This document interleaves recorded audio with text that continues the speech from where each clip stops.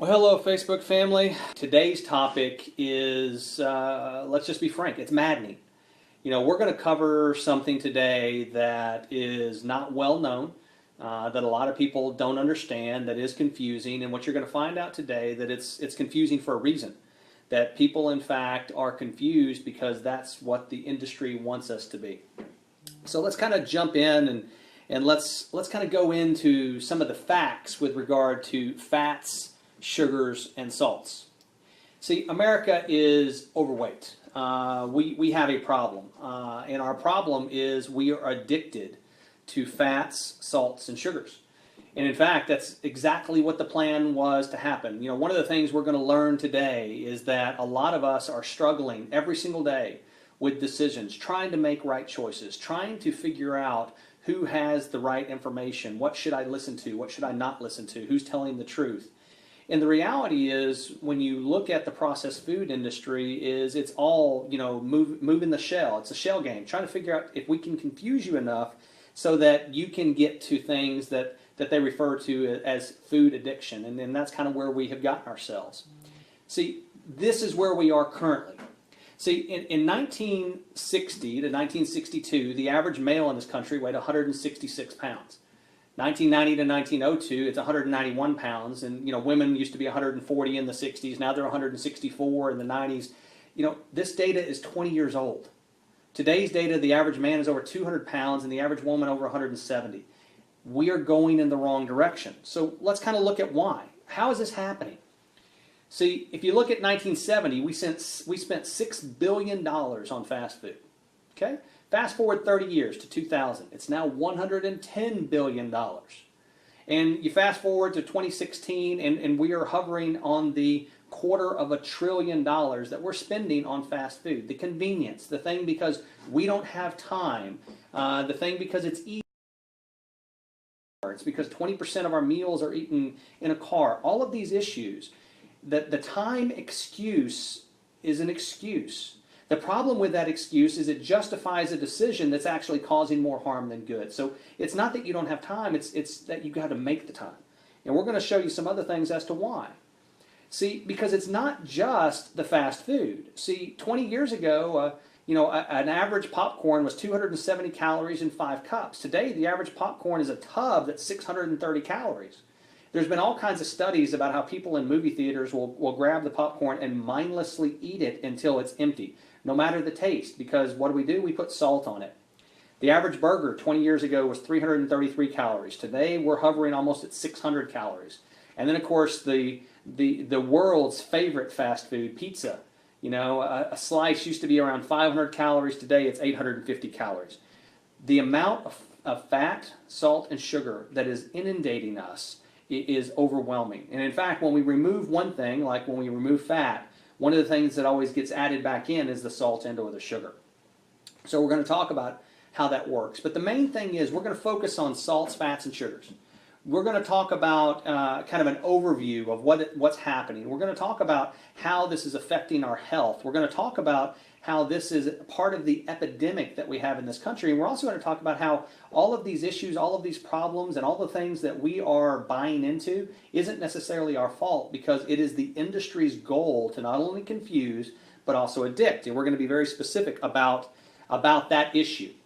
So let's look at what we're consuming on a daily basis. Now, this is the average consumption of food in the U.S. 25% of it comes from animal food, 12% comes from plants, and 63% is processed food. 63% is processed food filled with things like salts, sugars, and fats, and with other ingredients that the human body doesn't even recognize as a food source and knows very little what to do with it. See, the issue that we have is when we go into the grocery store, the stores are full of things that look convenient, they look fast, they look healthy. Some of them even have labels on them like organic and USDA and all kinds of other things, and fruits and vegetable pictures, and they all look like they're great. And some of them even have signs on them that say fat-free, reduced fat, light, diet, and all kinds of other words designed by great marketing teams to convince us that we're making a good choice. But the reality is, when you look at this demographic alone, this is the percentage that when we get to talk to medical professionals, dietitians, nutritionists, and people in the profession. And we always talk about how we always agree with all of them that we should get our nutrition from the food that we eat on a regular basis. We should really try to get all of our nutrition from the food that we eat and the water that we consume. But when that's optimistic. But when you're realistic and you look at the actual percentages and you see what people are doing, and you know that 98% of people in the next 2 days are going to get a meal in a bag through a window into their car that they're going to consume into their car on their way to get to something because they don't have enough time to sit down at a table and eat it. When you look at that reality, this is what we have to understand. There are nutritional gaps that are created based upon the choices that we're making. This is a simple fact. This right here alone shows you that. 63% of our food is coming from processed foods. What does that mean? Well, that means the average American, and this is the average American here, so this isn't even the people that don't eat anything. This isn't what the food companies call the high-value consumer. Those are the people that eat a lot. The average consumer in the U.S. will eat 29 pounds of French fries, 23 pounds of pizza, 24 pounds of ice cream, 53 gallons of soda. That is more than a gallon a week. 53 gallons of soda.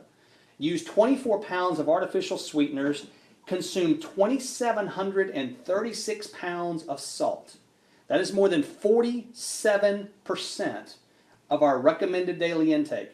And this is the average American.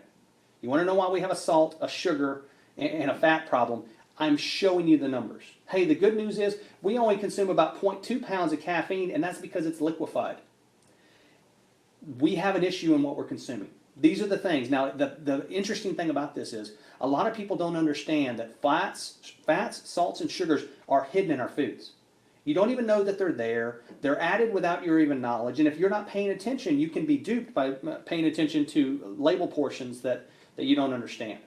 But in reality, here's where we are. We are a fat society. We have over 74% of our population is overweight. The stats said that by year 2050, 95% of us would be overweight. And I can tell you, based upon recent CDC findings, we're actually ahead of schedule. So that number is being moved up. It's no longer 2050. They don't really have the numbers yet. They're going to be publishing them soon.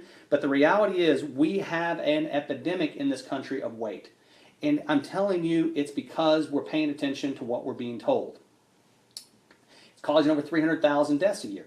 This isn't things associated with disease and obesity. This is 300,000 deaths caused every year simply by people eating themselves to death. We have to do something. We have to change. We have to educate ourselves. Look at the obesity rate trends. America likes to say that we lead the world in everything, and we definitely lead the world in this. When you look at the rate of obesity and the climbing percentage and how far ahead we are of the world, we are probably one of the most sophisticated societies in the history of ever. But yet when it comes to the most basic fundamental element of who we are, that which we consume, because what we consume sustains our life and extends our life, we do not understand or appreciate what we're putting in our mouth. See, it's always amazed me that people will change the oil in their car. They will do the 20,000-mile maintenance. They'll do the 40,000-mile maintenance. They'll do all of the various things to make sure that car doesn't break down. But our human bodies, what we put in them, what the stuff that we put in, the fact that we don't go to the doctor every year to get our checkups, we wait till our body breaks to do something about it. And unfortunately, what we're finding is that when it breaks, a lot of us don't get a second chance. Heart disease, 10% of the population, 1 in 10 people, the day they found out that they had a heart condition was the day they died. They never got a second chance. This is a leading contributor to that. We have to do something about it. So let's look at this. If you ever wondered if there was confusion, there absolutely is. See, 3 in 10 Americans, only 30% of Americans, understand that weight gain is a contributing factor of all three items of the food pyramid. All the different times: carbs, fats, proteins. They don't understand that all of these things are part of the diet. All of them contribute to where we are as a weight gain. There are people that truly believe that weight gain is caused by carbohydrates alone or by proteins alone. It's amazing that is what we're dealing with, but the reality is people are just confused. So the whole idea behind this program, the whole idea behind fat, sugar, salts, is we're going to give you some straight information. We're going to teach you what you need to know, And more importantly, you're going to understand that ID Life truly is a health and wellness movement. We truly are here to help. We want to provide you valuable resources and tools. And in fact, we want to invite you to submit questions. You know, either during the event, during these presentations, we want to interact with you. We want you to submit those questions and we will respond to you. In fact, there's a question I'm going to cover later on today that somebody submitted earlier. And if there's a topic that you want us to cover, by all means, let us know what that topic is and we're going to cover that as well, because we want to make sure you're getting the information that you need, and we want to make sure that you're getting straight information without any hype, without any attempt to try and persuade you in some particular direction. We just want to give you unfiltered information. Speaking of unfiltered information, it's one thing to talk about adults, but it's a whole other thing to talk about children. See, 1/3 of our American children are overweight. You have schools all across this country that are eliminating physical education from the programs because they don't have the finances, they don't have the money, or they don't have the facilities. And it's deplorable. It absolutely is. I can't say anything else about it. But when you look at the kid issue, let's look a little bit deeper. Because see, when you actually look at the curriculum in schools, you know, a place of education, you know, they do a great job of educating us on American history and on all the other related issues of English and math. But we only spend 3.4 hours each year teaching our kids anything about nutrition. See, nutrition is taught in the home. We as parents, and I'm speaking with you, not at you here. I mean, I'm a parent as well. I'm just as convicted by this as you are. Trust me, when I was getting prepared for this presentation, it was actually making me angry when I was seeing some of the things that I myself had fallen into. We as parents cannot rely on our school district to teach kids about nutrition, because obviously that's just not happening. We have to educate ourselves so that we can educate our children, so that we can stop the cycle. See, because our kids are learning how to eat from us. So if that's the case, let's look at something else. 600,000 food items in America. 600,000 food items for us to choose from. I mean, more options than you can imagine anywhere in the world. But here's the issue. 80% have added sugar. So imagine that. You're going to the grocery store. You're looking at all the various things out there. You're looking at things that say light. You're looking at fat-free. You're looking at reduced fat. You're looking at reduced sugar. You're looking at all kinds of labels, 80% of which have added sugar in them, and you may or may not even realize it. So what does that look like? Well, we're only supposed to be consuming, according to the American Heart Association, men roughly 9 teaspoons a day, women roughly 6 teaspoons a day. This is the daily intake that is recommended. Children are recommended at 6 teaspoons a day. So just so we know what we're talking about, this is where we're supposed to be. Well, let's look at something. You know, most people, when they go to the grocery store, they know that M&Ms are full of sugar. They don't know, though, that Prego that has the wonderful pictures of fruits and vegetables and garlic and all the other things that are on it that talk about traditional, 100% natural, and all those things, actually has more sugar than the M&Ms. See, these are the types of things that I'm talking about specifically. These are the types of things that you need to understand. Just because something looks healthy on the front doesn't mean that it is. We need to actually take the time to read the label and understand. This is just one example. There are hundreds out there just like that. Let's look at ketchup, something that no one ever counts. You know, this time of year you have all kinds of people counting calories. All kinds of people that think a calorie-restricted diet is the best way to get their goals, not understanding that it's going to cause a yo-yo effect. And I covered that last week on the nutritional myths presentation that we did for the presentation. And if you haven't seen that, it's still live. You can still go back and take a look at it. But right here, if you look at the average ketchup bottle, and if we took out all of the other ingredients and just showed you the sugar without the other stuff in it, that's how much sugar would be in that one ketchup bottle. You know, it's one of those little things that you don't ever appreciate or understand, that's what you're doing every time you create the ketchup pile. You know, it's funny. I live with a ketchup hound. My wife actually addicted not only herself but also our children to ketchup. What's interesting though, if I change that bottle picture to barbecue sauce, it would double the amount of sugar. See, because as bad as this looks, barbecue sauce is twice as bad. It's just in there. And you need to understand that the reason why you like ketchup isn't necessarily because it's a tomato. You like ketchup because you are addicted to the sweet flavor that it creates. How much do we consume? On average, we are consuming in this country, each person, almost 130 pounds of sugar each year. 130 pounds of sugar each year. That is almost 1/3 a pound a day. It is crazy the amount of sugar that we are consuming, and a lot of it's hidden, but that's where we are now. You want to know why diabetes is rampant? You want to know why 1 in 3 Americans is either diabetic or pre-diabetic? This is it. This is what we're doing to ourselves, and this is the average American. See, remember, there are some people that have cut sugar completely out of their diet. There are other people that restrict their sugar because they're diabetic. There are a lot of people that are consuming way more than 130 pounds. Here's the fact that you need to know about added sugar. Refined sugar has no nutritional value. No vitamins, no minerals, no enzymes, no fiber. But has been scientifically linked to obesity, hypertension, high blood pressure, hypoglycemia, depression, headaches, fatigue, nervous tension, aching limbs, diabetes, acne, skin irritation, stiffening of arteries, and violent behavior. Not to mention the fact it also causes our children to bounce around in our cars while we're trying to drive like, ADHD bunnies. It's always amazing to me that we give our kids these sports drinks after their sporting events that are full of sugar, and then we want to yell at them because they can't calm down on the drive home. We basically are creating the problem for which we're irritated about. The issue is, though, this is an epidemic. This is something that you need to, you really need to understand. Let's look at salts for a second. See, salts is something that is also a problem. Heart disease, they say, is the #1 killer in this country. One of the things we always say at Heidi Life is actually that's not right. Diet and lifestyle is the #1 killer. Heart disease is a contributing factor of the diet and lifestyle choice, what we lovingly refer to as the hand-to-mouth disease, our hand finding our mouth way too often with the wrong thing. But that's just a reality of where we are. The adult needed daily intake of sodium is at 180 milligrams. So what you need every day is roughly 180 milligrams. According to our guidelines, what we're recommended to consume is roughly about 1,500 milligrams a day. But the average adult in this country is consuming more than 3,400 milligrams every single day of salt. I always laugh when people say, well, when I go to restaurants or when I go out to eat, I never add salt to anything, because I'm trying to make sure that my salt intake is staying way down. And I always respond the same way.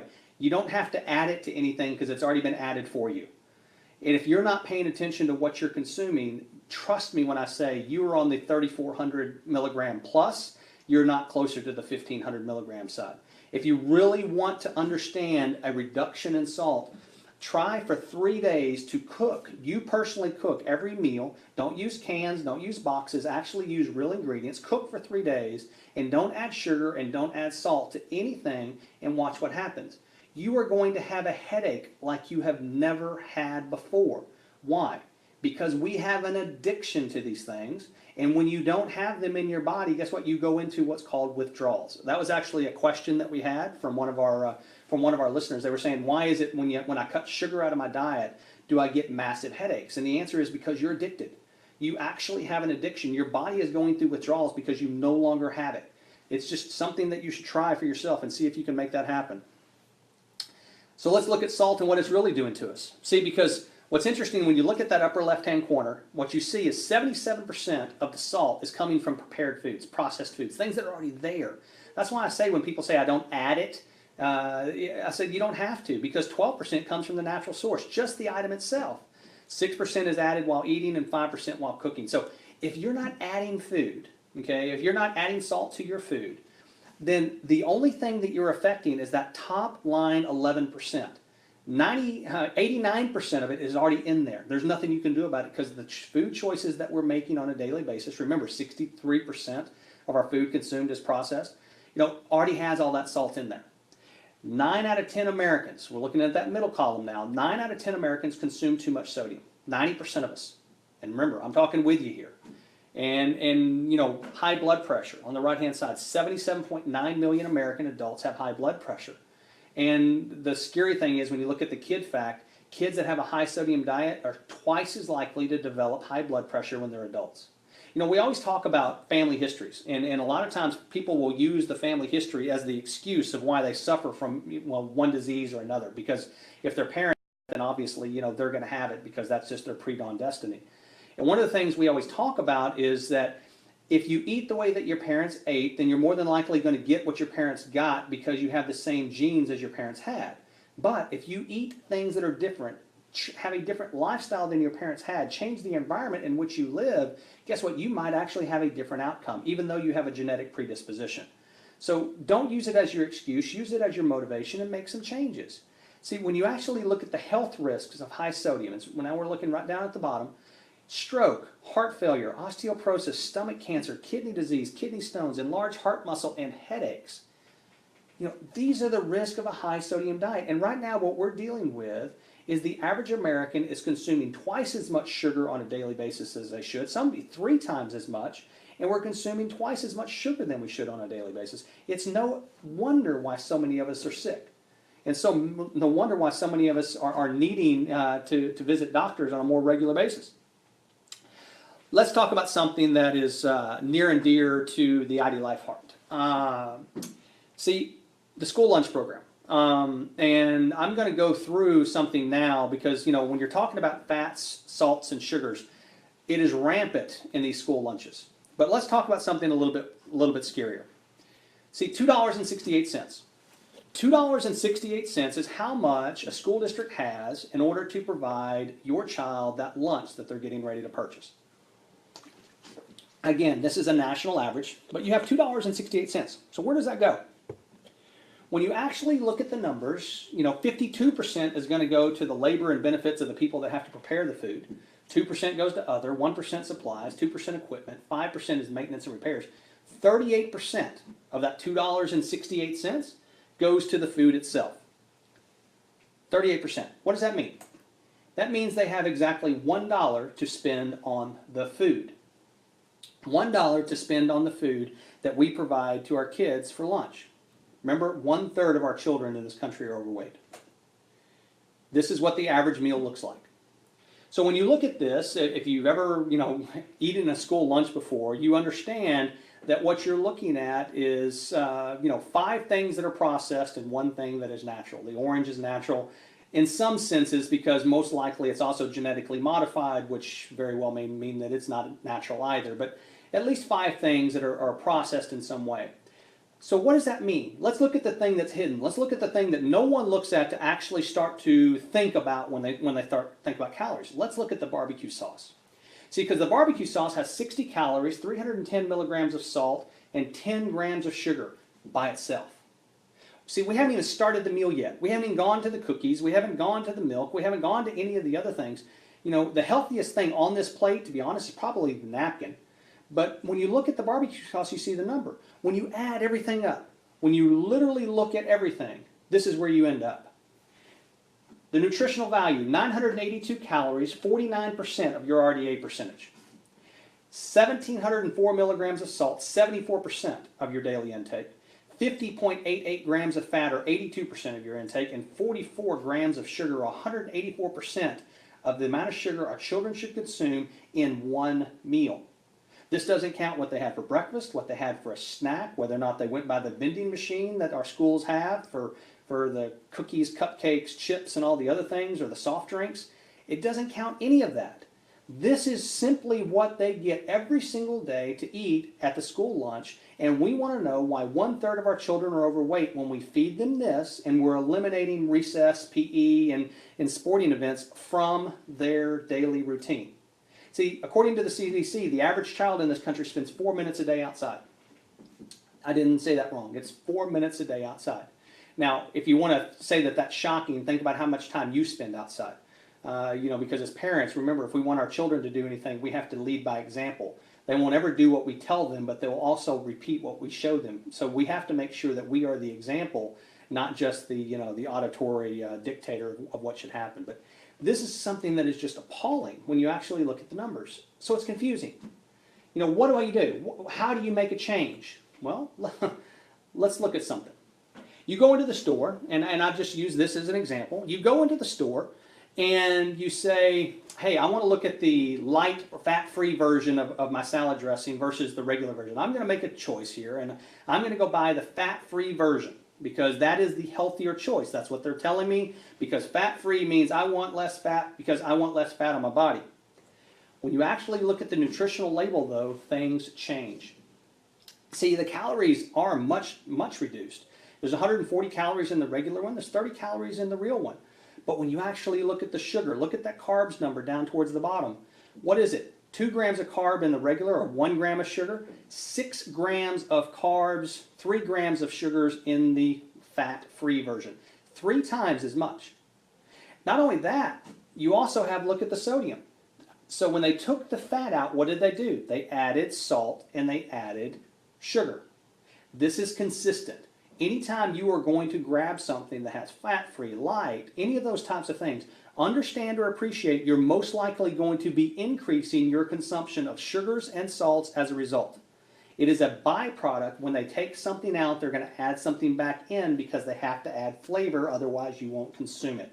So know that if you're trying to, improve yourself for the year, you're trying to actually make the right decisions, you're trying to actually make this 2017 something special, don't get hidden in the same trap that keeps causing you to get the same results that you've gotten year after year after year. Do something different. Educate yourself on what is actually being done to you. See, if I wanted to explain the effect of fructose on the brain, it would look something like this.